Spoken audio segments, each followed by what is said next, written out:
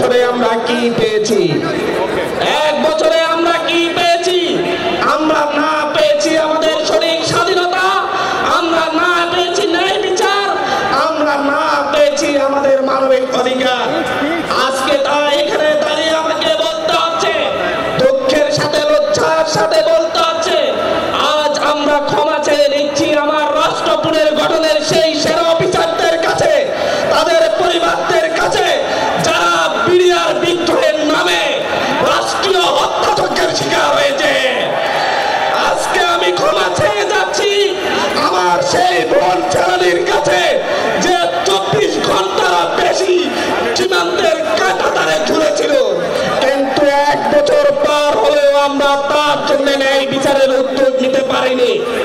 আমরা লজ্জার সাথে ক্ষমা চেয়ে নিচ্ছি আমার সেই ভাই জীবনের কাছে, যে পা হারিয়েছে র্যাবের গুলিতে, যার কোনো বিচার সে আজ পর্যন্ত পায়নি। 1 বছর পার হয়েছে, কিন্তু আমরা 2012-13 সালে যারা রাষ্ট্রীয় বিচারিক হত্যাকাণ্ডের শিকার হয়েছে তাদের ন্যায় বিচার দিতে পারেনি। আমরা আজকে এখানে দাঁড়িয়ে গুম হয়ে যাওয়া সেই সহস্র মানুষের কাছে ক্ষমা চাচ্ছি।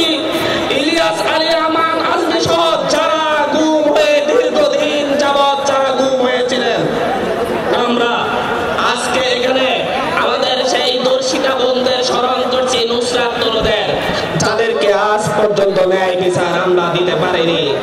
আমরা এমন একটি রাষ্ট্রের স্বপ্ন দেখেছিলাম যে রাষ্ট্র পরিবর্তন এনে দিবে, কিন্তু গত 1 বছরে আমরা দেখেছি বগুড়ায় আমার বোনকে উত্তপ্তের প্রতিবাদ করতে করায় তার বাবাকে জীবন দিতে হয়েছে।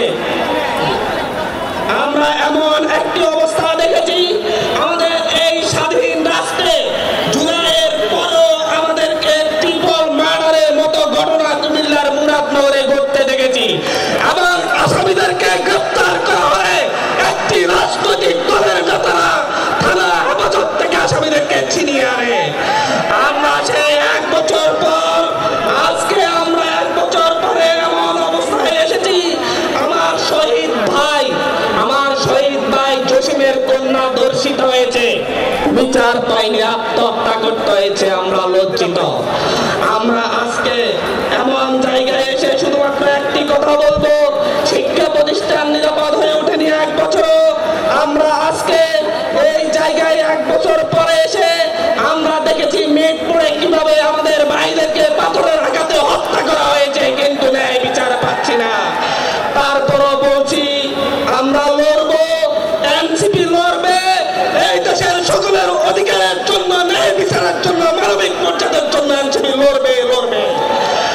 আমরা বলছি, সর্বোপরি একটা কথা বলতে চাচ্ছি, আমরা দুর্বল নয়, এনসিপি দুর্বল নয়, দেশের জন্য, দেশের মানুষের জন্য